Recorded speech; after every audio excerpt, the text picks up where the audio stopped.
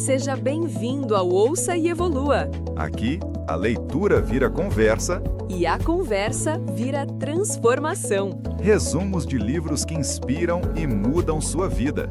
O conhecimento que você precisa no tempo que você tem. Olá, hoje a gente vai mergulhar fundo num livro que, olha, todo mundo já ouviu falar, principalmente em ambiente de trabalho, né? A Arte da Guerra, de Sun Tzu. Com certeza. É quase um clichê corporativo. Exato. E a nossa missão aqui é bem direta. Vamos tentar descobrir se esse manual militar com mais de 2000 anos, se ele realmente tem algo a nos ensinar hoje em dia, ou se é só um daqueles clássicos que as pessoas citam para parecerem inteligentes. Eu confesso que comecei a ler com o pé atrás, sabe? Pensando, lá vem mais um livro de autoajuda disfarçado. Totalmente. Mas logo na introdução desta edição, do tradutor André da Silva Dueno, uma coisa me pegou. Ele diz que a tradução melhor não seria a arte da guerra, mas sim a lei da guerra. A lei. Nossa, isso muda bastante a conotação. Muda tudo. A arte soa como algo, sei lá, subjetivo, inspirador. Agora, a lei soa como um manual de instruções. Tipo, faça X e o resultado será Y, né? É pragmático. Brutal até. Tira toda a poesia e vira um checklist, né? E o contexto histórico que ele descreve, da China, dos estados combatentes, cara, é assustador. Uma época em que ser cavalheiro na batalha significava ser aniquilado. Pois é.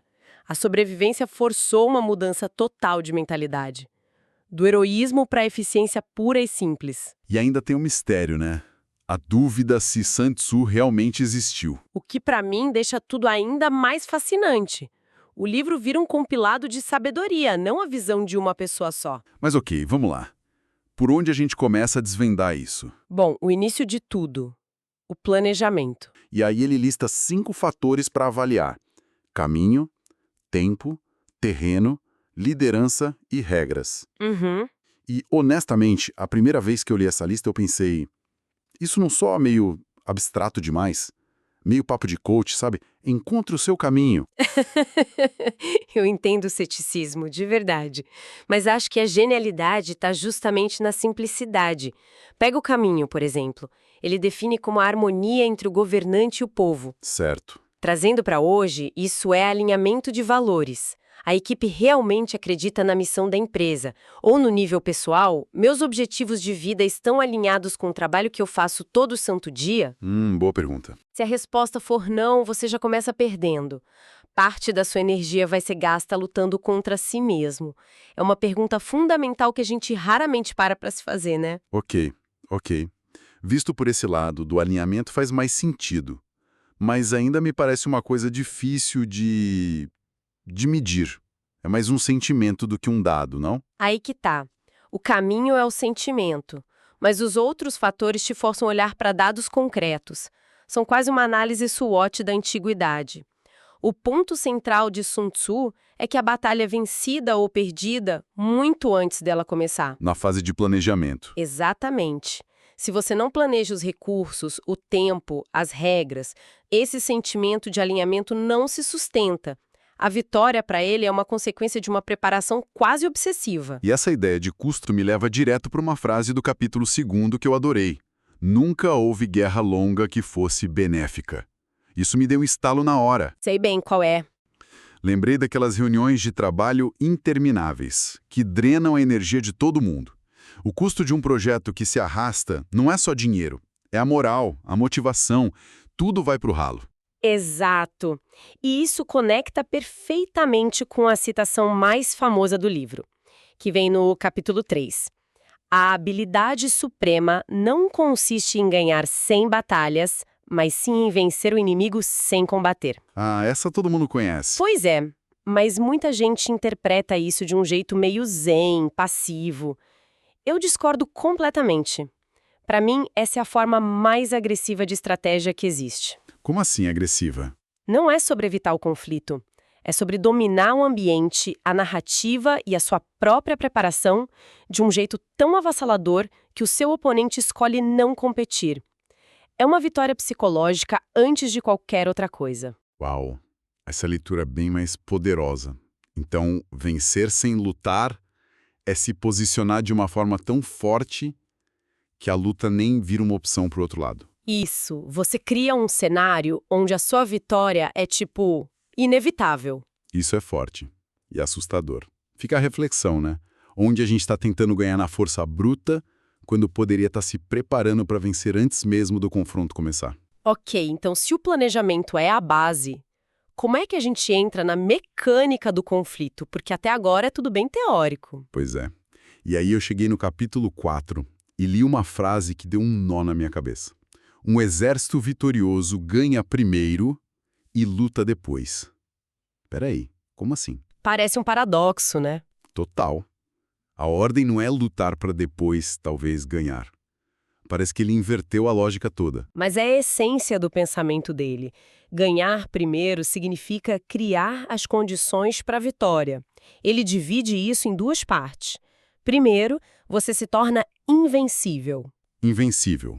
E isso não quer dizer ser o mais forte. Significa ter uma defesa impecável. É autoconhecimento puro, saber suas fraquezas, organizar seus recursos, não se expor. Uma vez que você está seguro, invulnerável, aí você Espera. espera. De novo, essa ideia passiva. E se a oportunidade nunca aparecer? A gente fica lá invencível e parado para sempre. É um risco, claro. Mas a aposta de Sun Tzu é que o mundo não é estático. O seu adversário vai cometer um erro. O mercado vai mudar. Uma tecnologia nova vai surgir. Seu trabalho não é forçar a batalha, mas estar tão absurdamente preparado que quando a brecha aparecer, você age com força total. Gostei da diferença. É a diferença entre caçar e armar uma armadilha. Perfeita analogia. Isso me lembrou o conceito de propensão do capítulo 5. A imagem que ele usa é de rochas redondas rolando montanha abaixo. A força não está na rocha em si, mas na posição dela lá no topo. Exato. Na energia potencial. Trazendo isso para a carreira, a propensão seria o resultado de anos construindo reputação, habilidades, contatos. Chega uma hora que as oportunidades parecem que rolam na sua direção. Mas não é sorte, é a posição que foi construída. Perfeito. E não é sobre esforço bruto, é sobre a configuração do sistema, onde você se posiciona. Isso se conecta diretamente com a estratégia do cheio e o vazio do capítulo 6. Que é basicamente... Atacar onde o inimigo é fraco, o vazio, e evitar onde ele é forte, o cheio. Uma startup não vai competir de frente com o produto principal de uma gigante. Ela vai achar um nicho, uma dor que a gigante ignora. Aquele é o vazio. Faz todo sentido. Então a reflexão aqui é parar de pensar só em trabalhar mais duro e começar a se perguntar: onde eu estou posicionando o meu esforço? Qual é o vazio no meu desafio agora? Exato.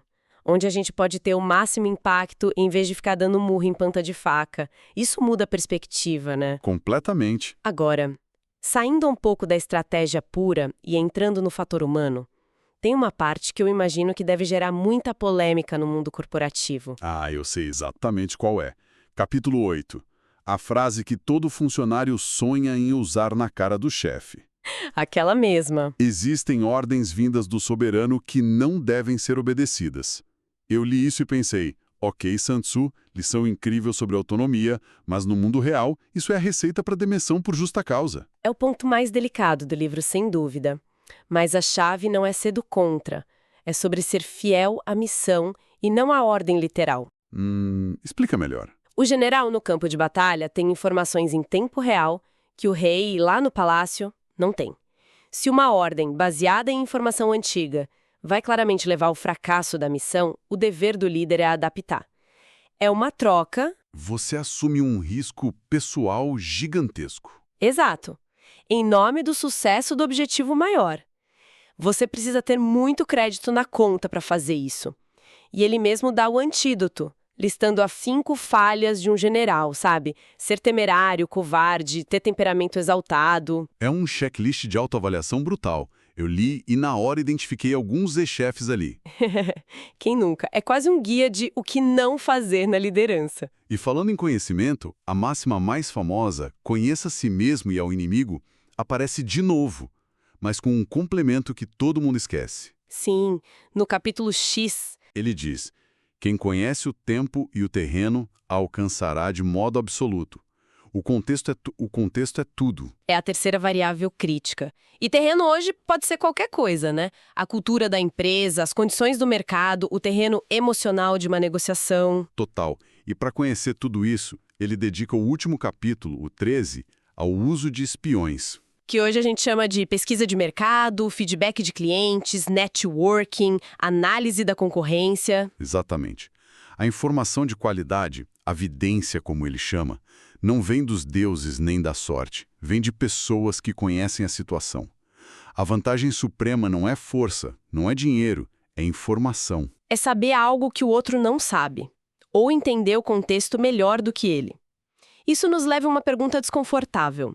Os nossos planos são um roteiro rígido ou são um mapa flexível que a gente adapta conforme conhece o terreno? Uau, boa pergunta. Ok. Então, depois de virar esse livro do avesso, o que fica de mais importante? Para mim ficou claro que a genialidade dele está em focar 90% do esforço na preparação. Uhum. A vitória ideal é aquela que parece fácil, quase anticlimática, porque todo o trabalho duro foi feito nos bastidores. É sobre criar ímpeto, se posicionar de forma inteligente. E para mim o que mais marcou foi a ideia de que este não é um livro sobre agressão, mas sobre eficiência. A guerra é uma metáfora para qualquer desafio complexo. E a paz, que ele diz ser o objetivo final, é a resolução desse desafio da forma mais econômica possível. Preservando recursos, energia, relacionamentos? Isso é um manual sobre como ser cirúrgico e não um brutamontes. Perfeito. E para fechar, eu queria deixar uma provocação que vem de um capítulo que a gente nem aprofundou tanto, o 12, sobre o ataque com fogo. Sun Tzu dá um aviso final. Qual era mesmo? Um soberano não pode convocar o exército só por raiva. E um general não pode lutar apenas por vingança. E ele conclui: uma pessoa com raiva pode recuperar a serenidade, mas um estado arruinado não se recupera. Nossa. Pesado. E a provocação é essa. Nas nossas batalhas do dia a dia, quantas decisões de custo altíssimo nós tomamos de cabeça quente?